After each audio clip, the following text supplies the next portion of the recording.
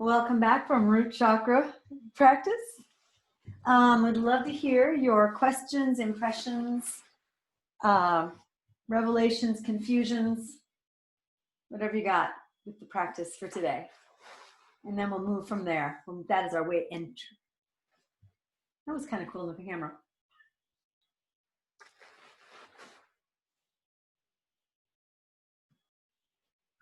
I'll go. For me, I was very tired last night. Whatever reasons, tired.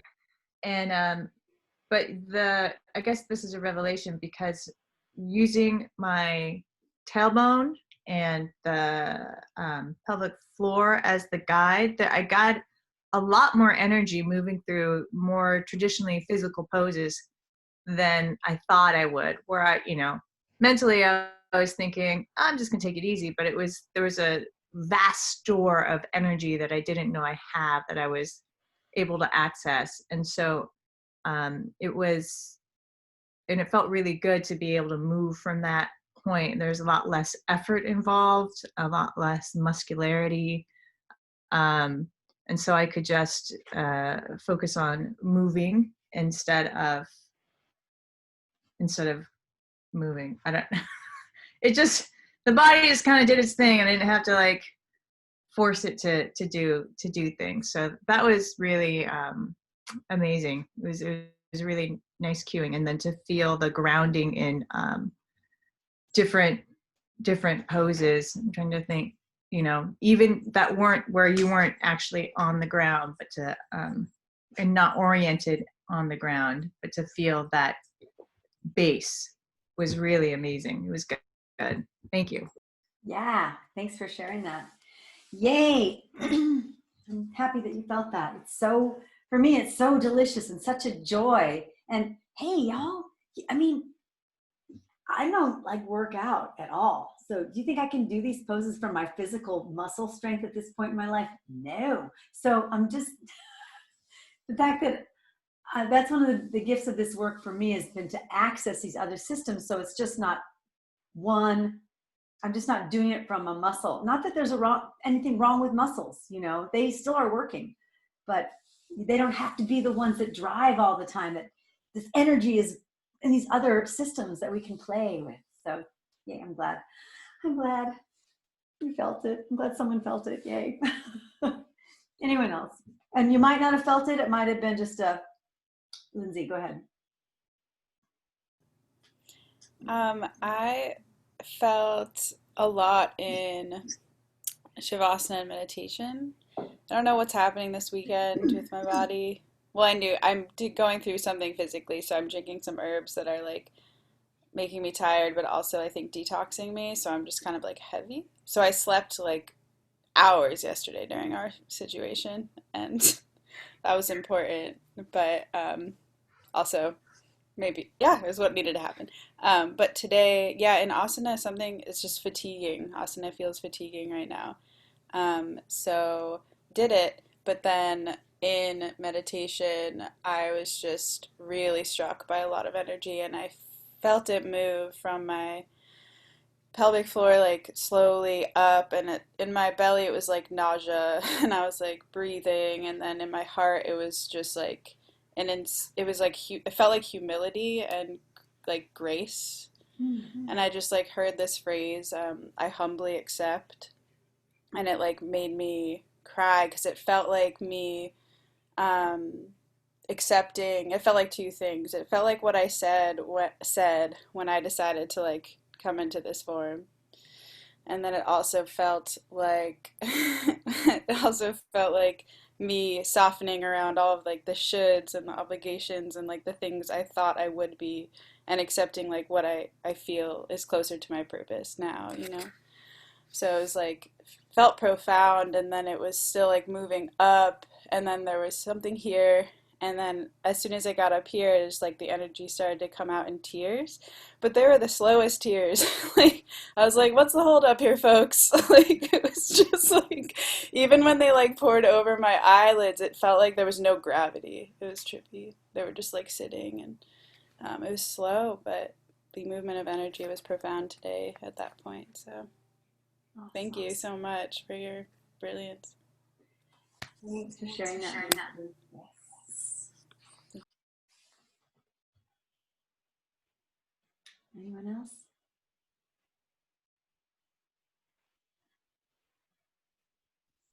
I felt a lot of lightness. Like before we went into Shavasana, my body was like, oh, when you do this practice again, like you should do some inversions here. Like I felt more, I didn't feel grounding as like, I only thought of it when you said the word grounding, and we think of grounding, it's like literally down into the earth, but it didn't really feel like there was any downward movement. Like it wasn't an Apana Vayu practice, but it was a root practice for me, which I thought was interesting. And it made me want to get upside down. It felt a lot lighter. Yeah. May I speak to that for just a second? Because there's a cool thing that happens. And when I teach inversion classes, I usually start, or inversion workshops, I usually start with Apana Vayu. And the idea of yielding into earth and really getting into ground and really taking it down. Because and we haven't had the chance to really explore this together as this community specifically, but there's a sense in the work of really yielding. And as you yield, and I'm not saying give up or surrender in that negative way, where like, I'm being swept away or moved around by people dominating me. But this idea of really giving into earth, and I've been cueing it this time, but as you trust more that the earth isn't going to leave you, like here I am yielding, it's not going to leave, right? Just like I could lean into somebody else and it could leave, but it's not going to leave. So the more I find, oh, wow, the earth will actually give you back that rebound.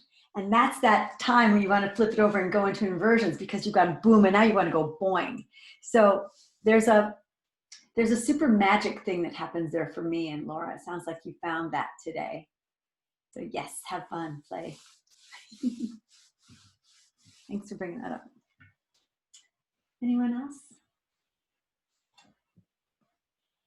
I think for me, I just felt like focusing on the glands was really interesting.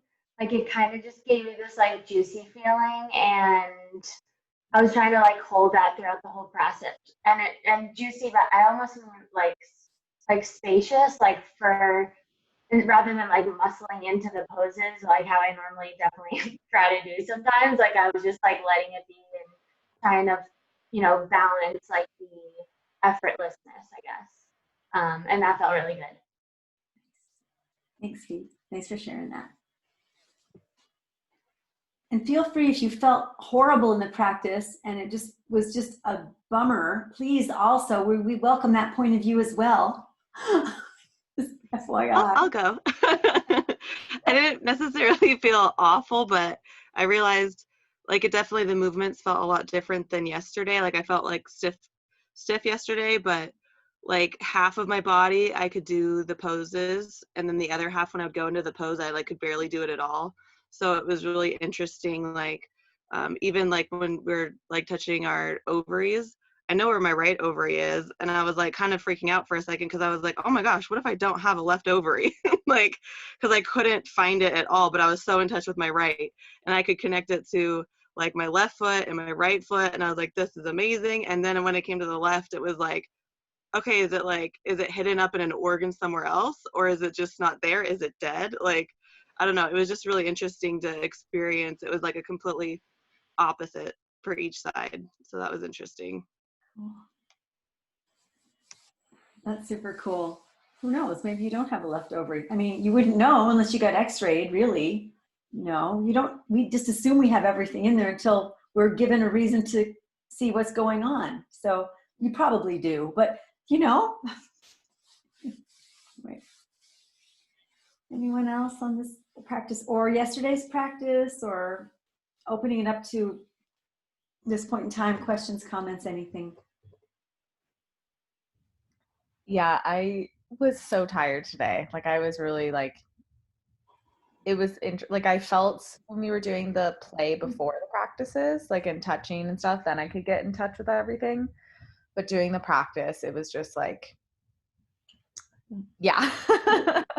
um, and I was really trying, I was like, so because I didn't feel it, I'm just intrigued by the question of the connection between the ovaries and the ankles. Because I remember you cueing that a couple times and I wasn't feeling it. So I was just curious about that.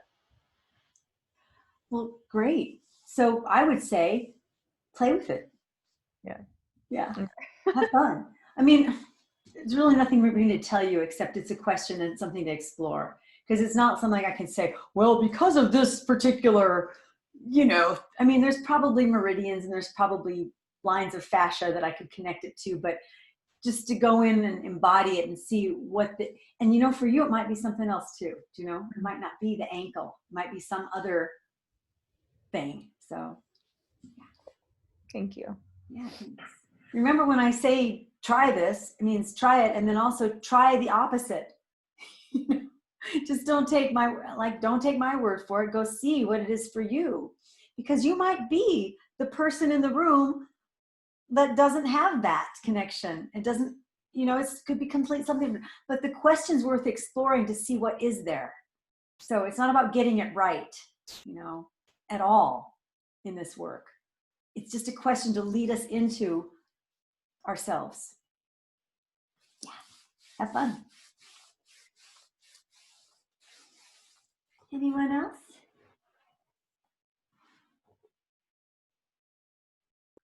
Did you want me to ask the question? Sure. On a question? Yeah, ask me the chronic question. Which you talked about in the practice. And it was, Desikachar defines a yogi as someone who is able to hold all of their prana inside of them, doesn't let any prana leak. And so my question was, how do these chakra practices relate to that? Does that, Good you know where you're going? Yeah. Okay. I hope.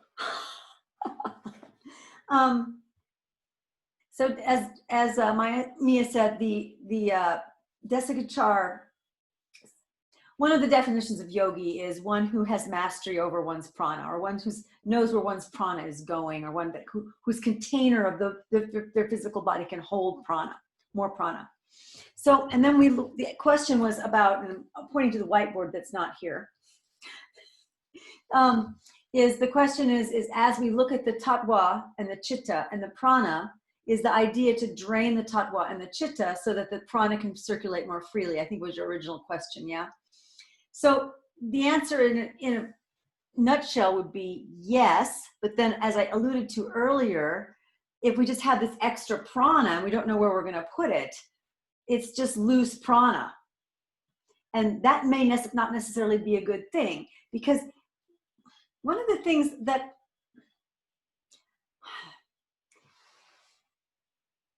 all of these teachings that we have, remember, they're just sketches of your own experience.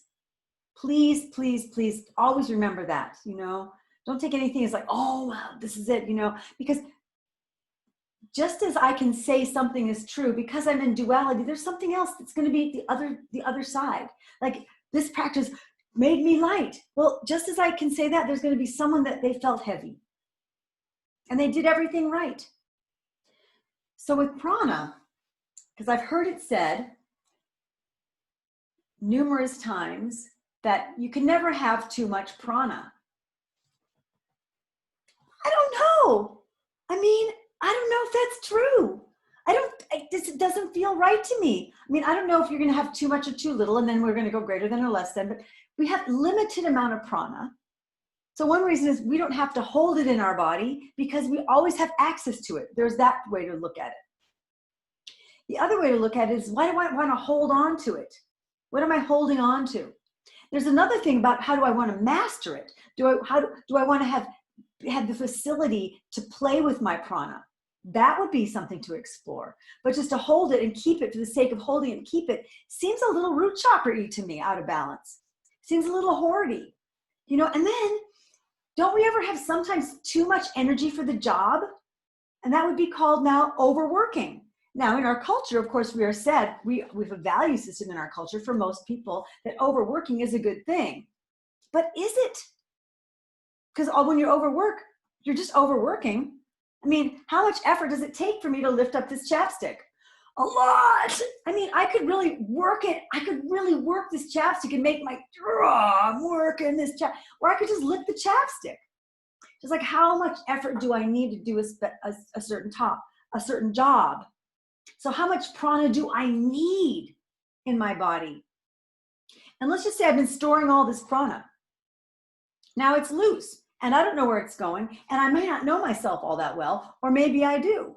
But now all this loose prana is going to go get filtered into some aspect of myself. So do I want to build all that prana and feed my tattva attachments and feed my chitta? So I'm not sure holding on to my prana before I have some space is necessarily going to help me if my job, if what I want is to be more clear and, for me, you know, do less harm and all that kind of stuff. And I have judgments about what that looks like, blah, blah, blah. Because you can just feed something with energy and it will just amplify whatever it's just going to add fuel to that fire of that existence. So how much energy do you want to put behind something?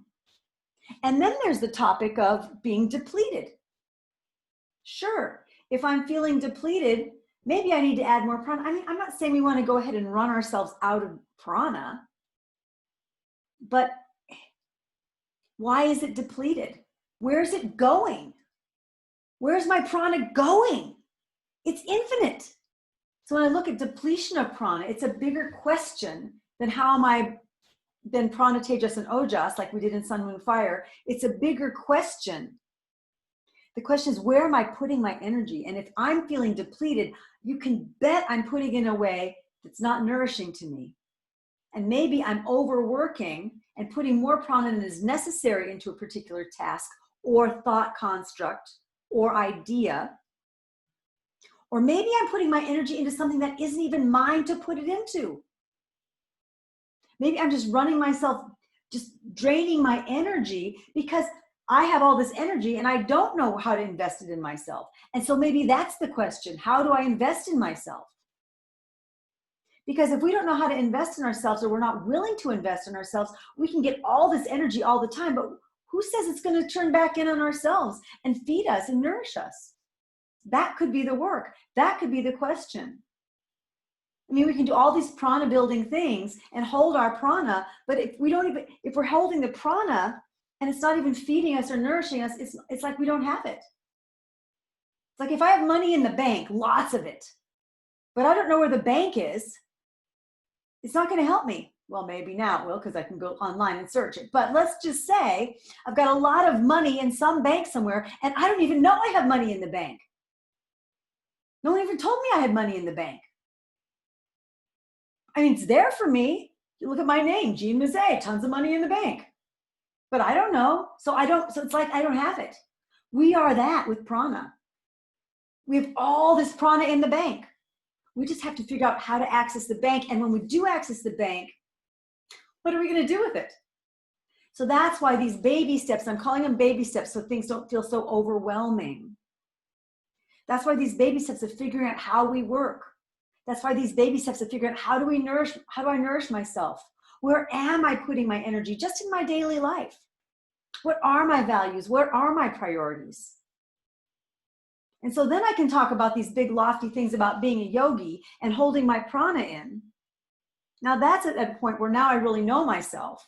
And now I know what I'm going to do with the prana once I have it. So if I'm draining my prana, it's probably because I'm using it on stuff that's not nourishing to me, and I'm not getting any return on any level on my investment. Because there's got to be a judgment somewhere where, because you can do lots of hard work, and when it's feeding you, it doesn't matter how hard you're working. You know what I'm talking about. You can be giving, and if it's feeding you, you can give. It's limitless. You have tons of energy to do that. But at some point you just get tired and depleted. It's because you're done. And you have to really look at your investment and see what's coming back to you. And not because it's a quid pro quo thing, but learning about yourself and how you work.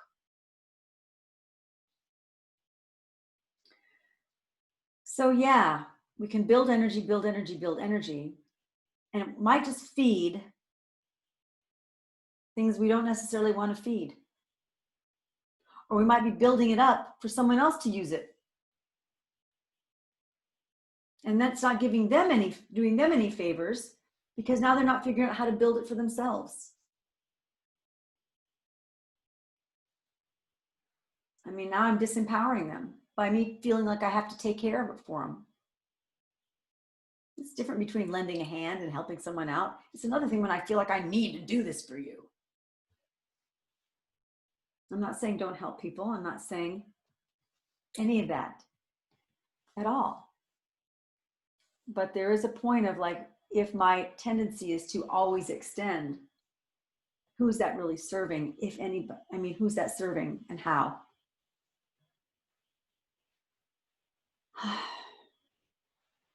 I'm not sure if that's exactly what I wanted to say on it, but there was some really brilliant image sensation I got during practice about just seeing energy drain out and then having too much energy, and just know that it's not such a witticism. It's you know, it's be in the moment with where we are in our growth and be really honest with where we are and how much we know our prana at this point. And then when we feel like we are getting to know ourselves more, then let's add more prana to that and see what are we doing with it. Because then we'll see where we're leaking, or we'll see where we're maybe misguided. I'm using that judgmental word because I don't have another one right now. But I'm seeing where, okay, now my prana went there and it caused this thing that, yikes, I didn't want that to have happen. I mean, we look at charismatic figures throughout history, and many of them that were charismatic and had huge global impact had a lot of prana. And it wasn't always necessarily a positive thing in the world of positive and negative. For some, it was positive for that person, you know, maybe that's the only positive they knew. Maybe for them, that was positive. That's all they had for their positiveness. They didn't have a picture big enough to see outside of that box. They could only see the box that they had. So as yogis, we are working on getting to know ourselves and how we work. Before we jump to these lofty things, life isn't that lofty. It's so practical. It's just so practical. And when we really delight in the practicality of it, then lofty things happen. That's what I've found. So if you want to get lofty, get practical. And it's like, you don't need to skip the steps of figuring out who you are and what makes you tick. That's all I got on that. I hope that was an adequate something. Oh, that's great. I mean, I think that one of the things I was getting is that it's not about, it's about prana management. Yogis don't really leak prana. It's very, very mindful where they direct it. And that made me think of the junk drawer. So would it be safe to say like a yogi doesn't have a junk drawer? Like there's not just like a pool of junk that gets shoved in and then just gets filled up with stuff, but eventually like every drawer has a purpose and it's mindful and either nourishes or it's moving towards something kind of thing. We're just clearing out all of our junk drawers and mindfully refilling it and organizing it. I love that question. And I would say no, because it's going to make the yogi greater than all of us. And I think the yogis are going to have a junk drawer, and they just may not know where it is yet. But there's going to be a junk drawer in there. And I think that's part of it. And so, if they have a junk drawer, they're not going to judge the junk drawer. Because that's another thing, you can have a junk drawer, not judge that junk drawer. Which then, that's not a prana suck now. And at some point, the yogi's going to go, I could use that space for something. And now I know what I want to use it for. I'm not going to clean out the junk drawer just because it's junky. I mean, if you don't have an alternate, you may not need to know an alternate. You may just want to just get something done. But let's say you've cleaned out that junk drawer 20 times and it keeps filling up. Maybe stop cleaning out the junk drawer, figure out what you want that junk drawer to do and how you want it to serve you, then clean it out and then do it. Because now you're putting your effort into something for a reason, instead of just because I can't have junk drawers because then I'm, junky or something. But yeah. Because who cares if you have a junk drawer? Oh, my mom. Well, there you go. That one, get rid of that. Or my mom had junk drawers and I don't want to be like her. There's the opposite. Get rid of those. So, what's the problem with the junk drawer? When you need the space, you'll clean it out. Jean, I was just laughing at when you were talking about the practical. And last night, you pointed out the square of the root chakra, and it's like sleep, sustenance, whatever. So after last night, I felt great. And then I was just sitting, and I was supposed to meet my brother for dinner, and my boyfriend was late, and I got so irrationally annoyed. And I was like, I just had a great practice. Why am I so annoyed? And then I was laying there, and my heart was racing really fast. And I was like, oh, because I didn't really eat that much yesterday. And I had too much caffeine. And it was just oh, I'm not taking care of root needs right now. Yeah. And once I took care of those, I felt great again. And it was just so learning the practical things to make your body and mind function. So I was just laughing at myself. It was fun to observe my reactions and be and stay curious about it. And then it was such a basic thing that was causing me to feel out of whack. Yeah. Nice. Yeah. Go back to basics. Like you said, Tori.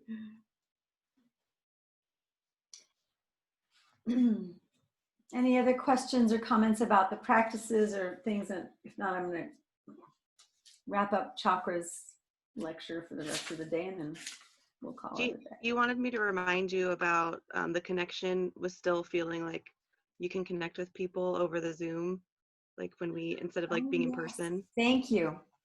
Yes, because what's so great about it, that's our electrical system.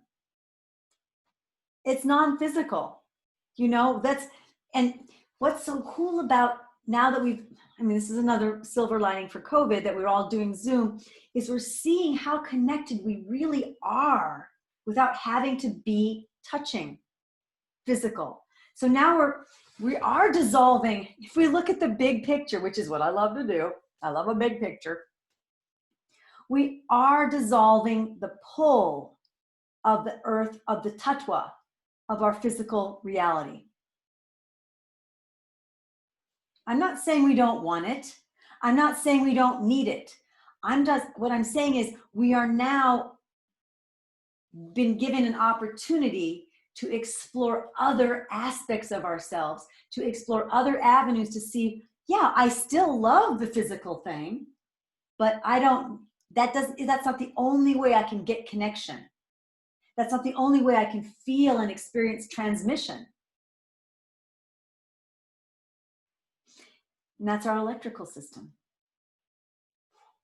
Water would be emotional, so there'd be something wet and different here. But this is a chakra thing. So, or electrical or whatever, if you want to name a kosha on it or something like that. But this is what we're doing. We are designing it as a race to figure it out that we are more. Why? Because now is the time, in case you haven't heard. From Kali Yuga, that's one way of putting it. But we've done physical. We've done it. We're moving on. And because possibly our attachments, possibly because we just didn't want to move because it was comfortable.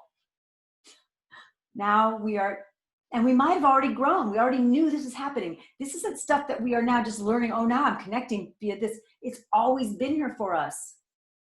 We just weren't aware of it. We weren't awake to how connected we are without touching people, We weren't awake to how connected we are without touching people. We weren't awake to how connected we are without touching people.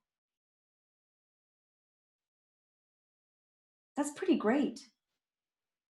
So if you think about it, that's just one more place in our beings where we can let go of some fear, a fear of being alone, fear of doing it ourselves. We can melt some of that iceberg of fear and tune in, tap in to a deeper level of connection. Because if we really felt that level more, I'm sure we'd be less fearful about bad things happening around us, to our friends, our family, to our world. Thanks for reminding me.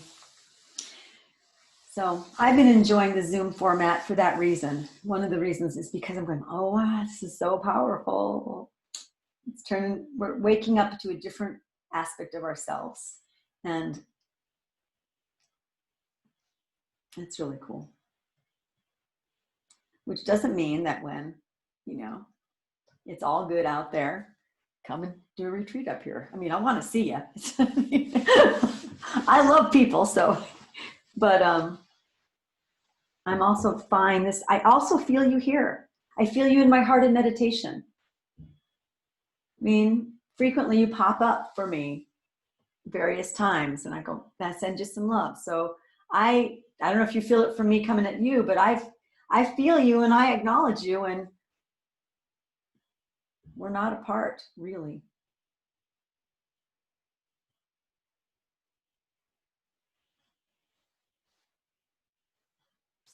Sure, I miss talking about good recipe ideas, but you can do that via email.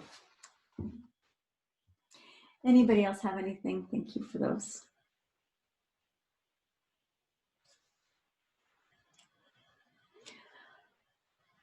All right, let me go through let me stop this.